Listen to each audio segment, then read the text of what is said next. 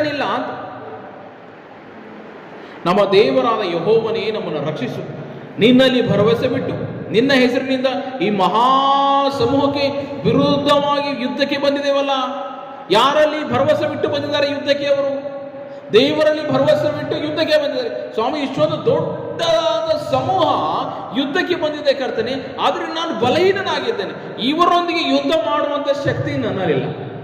ಆದರೆ ನಿನ್ನಿಂದ ಸಾಧ್ಯ. ನೀನು ಬಲಿಷ್ಠನಾಗಿದ್ದಿ, ನೀನು ಕರ್ತನೆ ಸಹಾಯವನ್ನು ಮಾಡಲಿಕ್ಕೆ ಸಾಧ್ಯ. ಈ ಎಲ್ಲ ಸಮೂಹದ ಮೇಲೆ ಯುದ್ಧವನ್ನು ಮಾಡಲಿಕ್ಕೆ ಬಂದಿದೆ ಅಂದರೆ ನಾನು ನಿನ್ನ ಮೇಲೆ ಭರವಸೆ ಬಿಟ್ಟು ಬಂದಿದ್ದೇನೆ ಅಂತ ಹೇಳ್ತಾನೆ ಆಸ. ಯಾರನ್ನ? ದೇವರಲ್ಲಿ ಭರವಸೆ ಬಿಟ್ಟು ಆತನ ಯುದ್ಧಕ್ಕೆ ಬಂದಿದ್ದಾನೆ. ಸ್ವಾಮಿ, ನಿನ್ನನ್ನ ಭರವಸೆ ಬಿಟ್ಟು ಇಷ್ಟೊಂದು ದೊಡ್ಡದಾದ ಸಮೂಹದ ಎದುರುಗಡೆ ನಾನು ಯುದ್ಧಕ್ಕೆ ಬಂದಿದ್ದೇನೆ ಎಂಬುದಾಗಿ ಆತನು ಬರೆದಿದ್ದಾನೆ. ನಾನು ಯಾರಲ್ಲಿ ಭರವಸೆ ಬಿಡ್ತೇನೆ? ಯೋಚನೆ ಮಾಡಬೇಕು. ಯಾವ ರೀತಿಯಲ್ಲಿ ಆಸನು ದೇವರಲ್ಲಿ ಭರವಸೆ ಬಿಟ್ಟನೋ ನಾವು ಸಹ ದೇವರಲ್ಲಿ ಭರವಸೆಯನ್ನು ಬಿಡುವಂತಹ ಮಕ್ಕಳಾಗಿರೋಣ. ನಿನ್ನ ಹೆಸರಿನಲ್ಲಿ ಈ ಮಹಾಸಮೂಹಕ್ಕೆ ವಿರೋಧವಾಗಿ ಯುದ್ಧಕ್ಕೆ ಬಂದೆವಲ್ಲ. ಯೆಹೋವನೇ, ನಮ್ಮ ದೇವರು ನೀನು. ನರರು ನಿನ್ನನ್ನು ಎದುರಿಸಿ ಗೆಲ್ಲಬಾರದು ಎಂದು ಮೊರೆ ಇಡಲು ಯೆಹೋವನು ಕೂಶ್ಯರನ್ನು ಆಸನಿಂದಲೂ ಯೆಹೂದ್ಯರಿಂದಲೂ ಅಪಜಯಪಡಿಸನೆಂಬುದಾಗಿ. ಆಸಾನನು ಮೊರೆ ಇಡಲು ಅಂತ ಅಲ್ಲಿ ಎಲ್ಲೂ ಡಿಲೇ ಇಲ್ಲ ನೋಡಿ. ಅವರು ಪ್ರಾರ್ಥನೆಯನ್ನು, ಇಲ್ಲಿವರೆಗಿನ ವಾಕ್ಯವನ್ನು ಓದ್ತಾ ಬಂದಿವೆ. ಅಲ್ಲಿ ಪ್ರಾರ್ಥನೆಯನ್ನು ಮಾಡುವಾಗ ಪ್ರಾರ್ಥನೆ ಮಾಡಿದ ಕೂಡಲೇ ಅವರಿಗೆ ಜಯವನ್ನು ಕಾಣಿ ನೋಡ್ತೇವೆ. ನಾವು ಅನೇಕ ಸಾರಿ ಪ್ರಾರ್ಥನೆಯನ್ನು ಮಾಡ್ತಾ ಇದ್ದೇವೆ ಒಂದೇ ವಿಷಯಕ್ಕಾಗಿ, ಇಲ್ಲಿ ಹಲವಾರು ವಿಷಯಗಳಿಗಾಗಿ ನಾವು ಪ್ರಾರ್ಥನೆಯನ್ನು ಮಾಡ್ತಾ ಇದ್ದೇವೆ.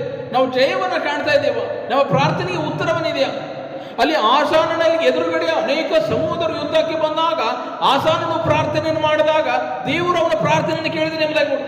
ಇಲ್ಲಿವರೆಗೆ ನೋಡಿದೆ ನಾವು ಅಭಿಯನ್ನ ಸೈನ್ಯ ನೋಡುವಾಗ, ಅಲ್ಲಿ ರಾಜನು ಪ್ರಾರ್ಥನೆಯನ್ನು ಮಾಡುವಾಗ, ಅಲ್ಲಿ ಯೆಹೋಯಾಜನು ಪ್ರಾರ್ಥನೆಯನ್ನು ಮಾಡುವಾಗ, ಅಲ್ಲಿ ಎಲ್ಲರೂ ಪ್ರಾರ್ಥನೆಯನ್ನು ಮಾಡುವಾಗ ಅವರ ಪ್ರಾರ್ಥನೆಗೆ ಉತ್ತರ ಡಿಲೇ ಇದೆಯಾ? ಇಮಿಡಿಯೇಟ್ ಆಗಿ ಅಲ್ಲಿ ಪ್ರಾರ್ಥನೆಗೆ ಉತ್ತರವನ್ನು ಆಸಾನನು ದೇವರಲ್ಲಿ ಮೊರೆ ಇಡಲು ಅಂತ ಆತನ ಮೊರೆ ಇಟ್ಟಾದಾಗ ಏನಂತಿದೆ ಅಲ್ಲಿ? ಮೊರೆ ಇಡಲು ಗೆಲ್ಲಬಾರದು ಎಂದು ಮೊರೆ ಇಡಲು ಯೆಹೋವನು ಕೂಶ್ಯರನ್ನು ಆಸನಿಂದಲೂ ಯೆಹೂದ್ಯರಿಂದಲೂ ಅಪಜಯಪಡಿಸಿದನು ಅಂತ. ಅವರ ಪ್ರಾರ್ಥನೆಗೆ, ಆಸನನ ಪ್ರಾರ್ಥನೆಗೆ ದೇವರು ಇಮಿಡಿಯೇಟ್ ಆಗಿ ಆತನ ಕೈಯಲ್ಲಿ ಜಯವನ್ನು ಕೊಟ್ಟರು. ಆತನ ದೊಡ್ಡ ಸಮೂಹದವರು ಯುದ್ಧಕ್ಕೆ ಬಂದಾಗ ಆ ಯುದ್ಧದೆಲ್ಲರೂ ಅಪಜಯ ಹೊಂದಿದ್ರು ಅಂತ. ಅವರು ಎಲ್ಲಿಂದ ಓಡಿಸ್ಕೊಂಡು ಹೋದ್ರು.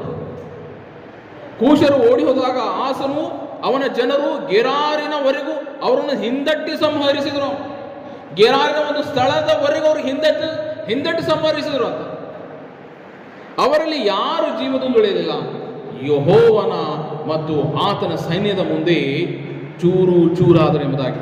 ನೀನು ಪ್ರಾರ್ಥನೆಯನ್ನು ಮಾಡುವಾಗ ನಿನ್ನ ಮುಂದೆ ಇರತಕ್ಕಂಥ ಸಮಸ್ಯೆ ಅದು ಚೂರು ಚೂರಾಗಲಿಕ್ಕೆ ಸಾಧ್ಯ.